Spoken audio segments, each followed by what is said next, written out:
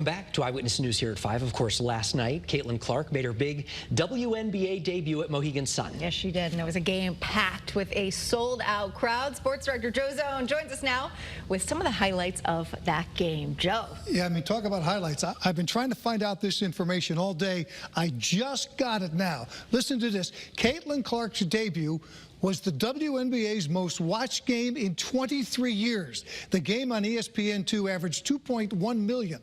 The previous high for a WNBA game on ESPN was back in 2008, when 1.7 million watched Diana Taurasi's first game. On a night when the NBA and NHL have playoff games, the sporting event that most people wanted to see. Now look, I'm not talking here about sports fans. I'm talking about people who would never watch a WNBA game except that it was Clark's first game. It took her a while. She didn't score a point at all in the first quarter, had 2 fouls, had to sit for 5 minutes, but then she got it going. She finished with 20 points. She led the team in scoring, but her 10 turnovers were the most ever for a rookie in her first game. And of course, while the Clark hype was taking over the broadcast, the commentary in the country, the Connecticut Sun were taking over the game. They did the team thing. DeWanna Bonner became the 5th leading scorer in WNBA history. Alyssa Thomas put up her 12th career triple-double.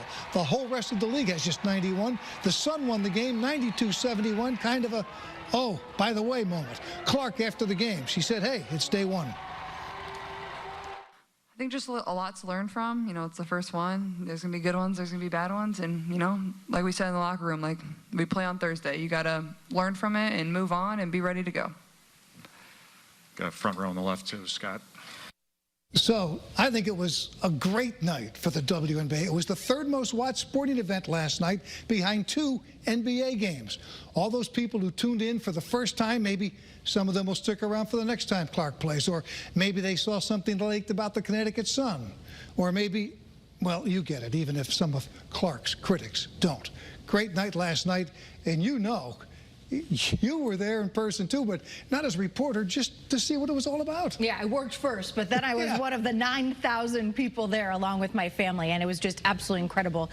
Talking to Jen Rosati earlier, there are my 2 girls just looking at this game, and to have a role model like Caitlin Clark and someone to aspire to.